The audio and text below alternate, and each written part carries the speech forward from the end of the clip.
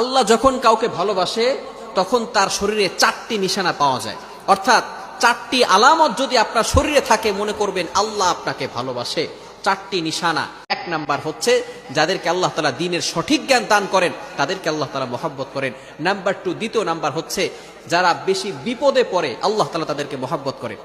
যার শরীরে দেখবেন একের পর এক বিপদ আসতেছে, অসুস্থতা আসতেছে, বারবার বিপদ, একের পর এক বিপদ, একটা বিপদ যাওয়ার পর পরে আরেকটা বিপদ আসতেছে, আপনি হতাশ হবেন না প্রিয় ভাই। আল্লাহ তাআলা আপনাকে ভালোবাসেন।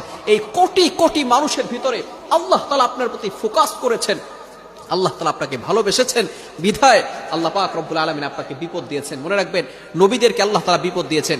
ইব্রাহিম আলাইহিস সালাম খলিলুল্লাহ এবং মিল্লাত আবিকুম ইব্রাহিম, যিনি সকল মুসলিম উম্মাহের সকল মুসলমানদের পিতা এবং সকল মুসলমানদের লিডার নেতা, সুতরাং ইব্রাহিম আলাইহিস সালামকে আল্লাহ তাআলা সবচেয়ে বেশি কষ্ট দিয়েছেন।